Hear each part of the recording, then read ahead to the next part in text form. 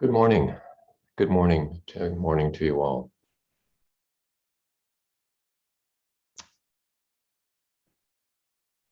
And thanks for spending time on this beautiful day to be here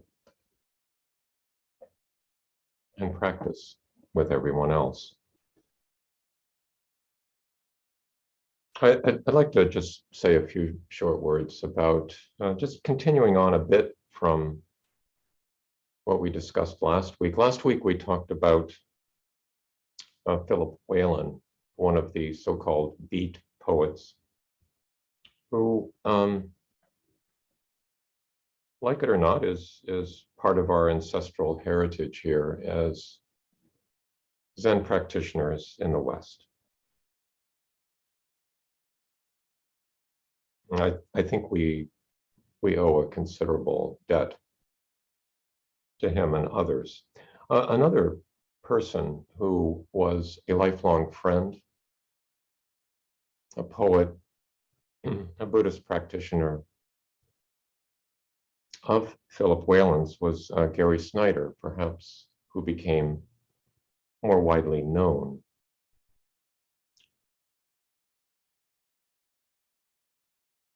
And Gary Snyder's entire biography is much too complex for me to summarize. But I'll say a few words about his early years. He was born in 1930, and the family lived in San Francisco. And they were hit hard by the Depression. So when Gary was about 2 years of age, his father decided to take the family up to Kings County, Washington, King County, Washington, and make a living with subsistence farming. They had dairy cows and raised vegetables and tried to make a go of it there. So Gary Snyder's early years were dominated by that life of living on the land in a beautiful part of the country.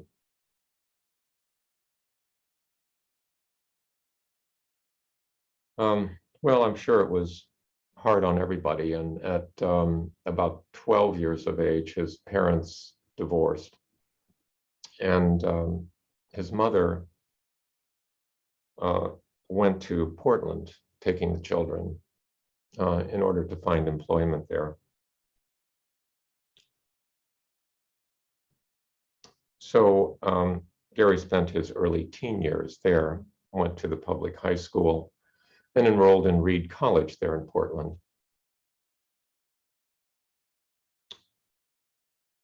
Now, Portland, many of you may have been to Portland, but it's a city, but it's probably as close to the wilderness as you can get and still be a city. It closely abuts the Tualatin Mountains to the west, and to the east there's the Cascade Mountains. It's with Mount Hood. It's located in a fertile valley where near the confluence of the Willamette and the Columbia River.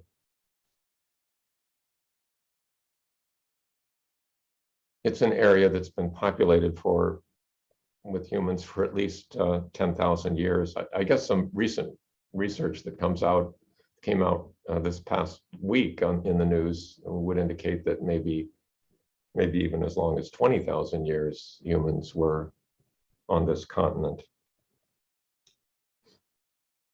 A fertile valley, well situated, protected. Anyway, he went to Reed College, and there he met Philip Whalen, who was attending there, and also Lew Welch, another poet. And all of them became interested in Buddhism at that time.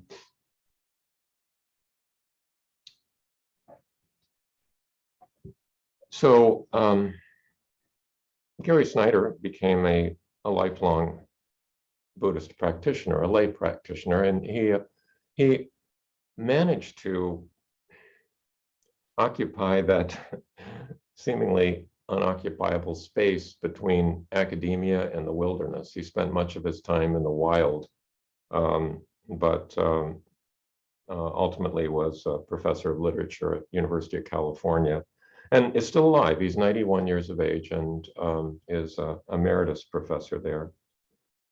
Has written, countless books.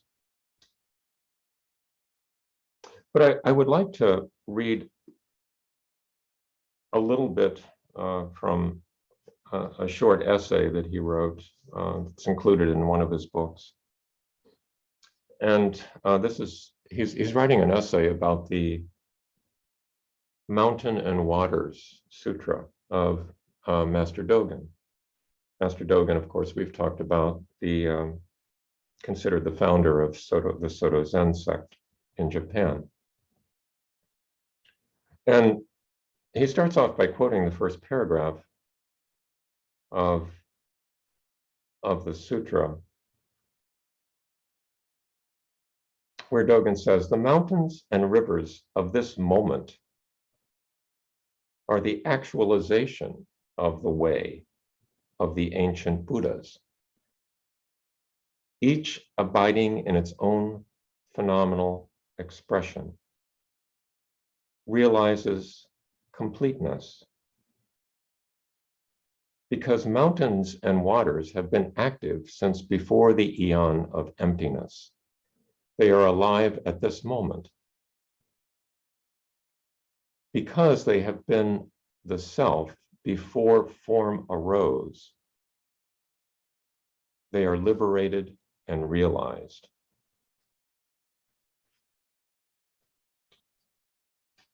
So Gary Snyder comments, Dogen is not concerned with, quote, sacred mountains, end of quote, or pilgrimages, or spirit allies, or wilderness as some special quality.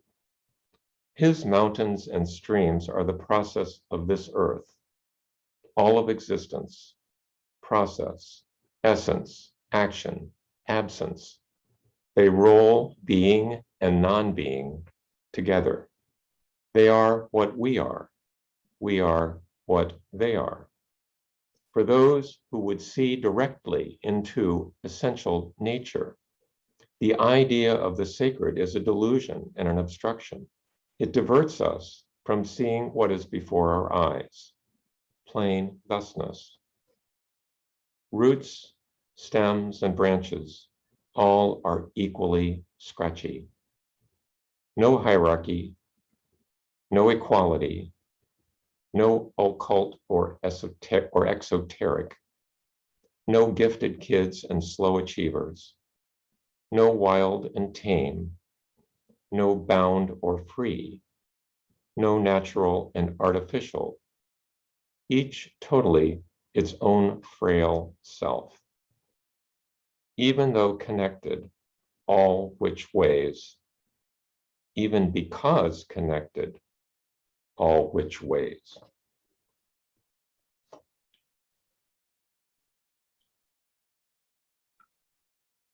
So Dogen wrote a number of fascicles, chapters that referred to mountains and waters, or mountains and rivers. And for him, this was not just sort of an exercise in poetic symbolism. In Japan, 80% of the area in Japan is mountainous. This is in contrast to the United States, where about 16% of our country is mountainous.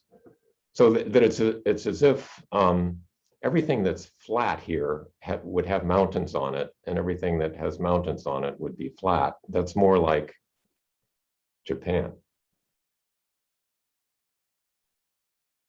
And of course, the mountains are always associated with rivers. The rains on the mountains give rise to the rivers. The rivers in turn carve the valleys between the mountains. So they work together.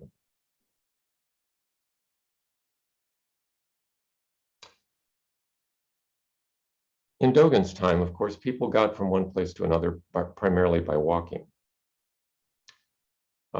They didn't have many horses, and they might use, burros or whatever they have, donkeys. I don't know what they had, but for carrying things. But primarily, if they wanted to get from one place to another, they had to walk.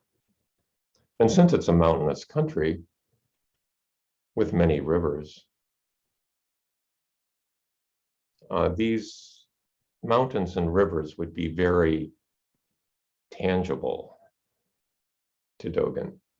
He would have walked over many, many mountains and crossed many, many rivers on foot or in a ferry boat.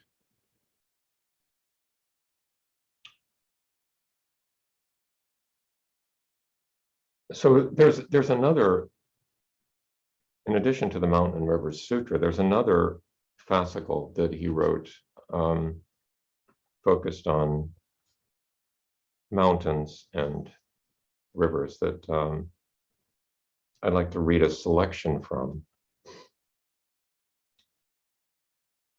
This is entitled, it's translated, by the way, by Francis Cook, who translated many of Dogen's writings. It's entitled The Sounds of the Valley Streams, the Forms of the Mountains. And in this writing, Dogen says, there once lived a Chinese upasaka, which is a lay adherent to Buddhism. There once lived a Chinese upasaka named Tung Po. He was a very famous man, a real dragon in the ocean of letters. It was said he studied the dragons and nagas in the ocean of Buddhism. He sported freely in the depths and rose to the high-piled clouds. Once, on Mount Lu, he was enlightened when he heard the sound of valley streams flowing in the night. He composed a verse and presented it to Chan Master Chang Tsung. This was the verse. The sounds of the valley streams are his long, broad tongue. The forms of the mountains are his pure body. At night, I heard the myriad sutra verses uttered. How can I relate to others what they say?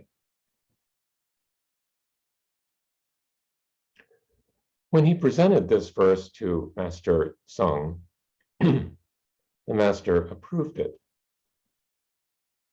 Later, this upasaka met the Chan master, pardon me, Liu Yuan. And at that time, Liu Yuan gave him the precepts and robes. Thereafter, the upasaka always put on the robes and did zazen. He respectably presented Liu Wang with a sash decorated with priceless jewels. People of that time said, this sort of thing is not possible for ordinary people like us to do. He must be very unusual. This being the case, how can we not consider the circumstances of Tung Po's hearing the valley streams and becoming enlightened to be a great benefit extending down to the present time? It is deplorable, but it is almost as if something were lacking in people's ability to understand the expounding of the Dharma in these boundless manifestations of the Buddha's body. If this revelation of the Buddha's body is the preaching of the Dharma, then how are we people today to see the forms of the mountains and hear the sounds of the streams? Do they hear them as a single phrase? Are they just half a phrase? Are they myriad verses? How regrettable is it that there are sounds and forms in the streams and mountains that we cannot understand? Yet it is a matter for delight that we have the opportunity to acquire the proper conditions for experiencing the way in these sounds and forms. The sounds are never stilled, and the forms never cease to exist. This being so, does this mean that when they are revealed, the body is near, and that when they are obscured, the body is not near? Is it the whole body or just half the body? Because the springs and autumns of former times have completely become mountains and streams, you cannot detect them in mountains and streams. Because the times prior to this night have completely become mountains and streams, you can see them as mountains and streams. Today's Bodhisattva, who practices the way, should begin his study of the way in the knowledge that the mountains flow and the stream does not flow. As for that night when Tsung Po was enlightened, he had on the previous day asked Master Tsung about the saying that even insentient things preach the Dharma. And while he had no really significant experience from hearing the master's explanation, later that night, when he heard the sound of the streams, it was as if the billowing waves touched the high heavens. When this occurred, the sound astonished the Upasaka. But should we say that it was the sound of the streams, or should we say that it was the sound of Master Chung's flowing? Perhaps Chung's discussion of the idea of insentient things preaching the Dharma had not really stopped, but was imperceptibly mixed with the night sounds of the valley streams. Now, everyone might say that it was a single water, or that it was the ocean of oneness, the oneness of the water of the Dharma and the water of the streams. If we examine the matter closely, was it the Upasaka who became enlightened, or was it the mountain and streams that became enlightened? If anyone has eyes to see, then certainly anyone is able to see the long, broad tongue and the pure body.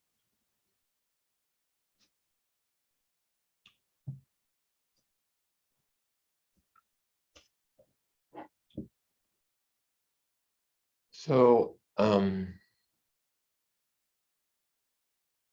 I think especially at this time of year when the conditions invite us to be outside, to see and hear,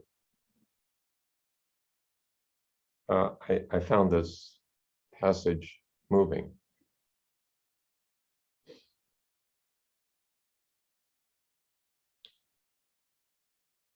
It invites us to think about, do insentient things preach the Dharma, reaching us through our eyes and ears, perhaps even our nose, tongue?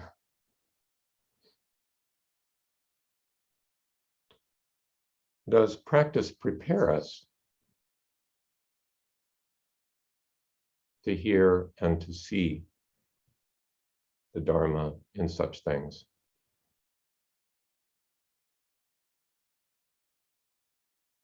Do you relate any of this to experiences that you may have had? I want to, before we break, I just want to share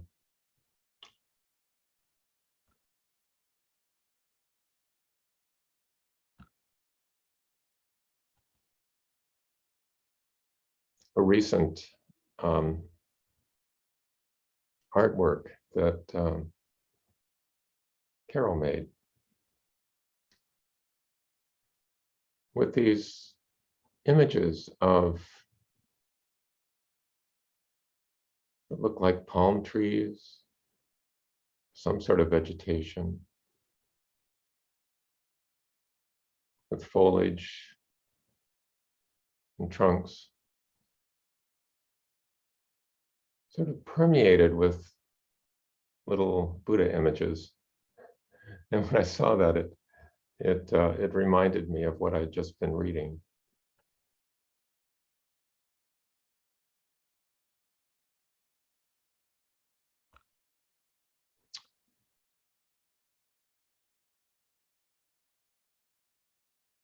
And this morning, when I went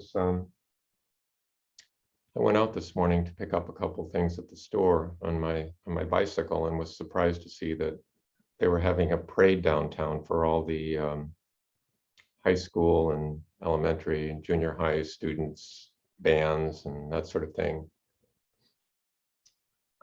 in Overland. And there were people lined up along the sidewalk. All manner of people waiting for the parade to arrive.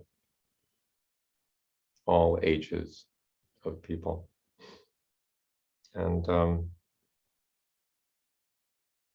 just having immersed myself in these texts, it was as if you could see the Dharma in all of those faces. So I'll stop here and just leave you with those questions that I mentioned.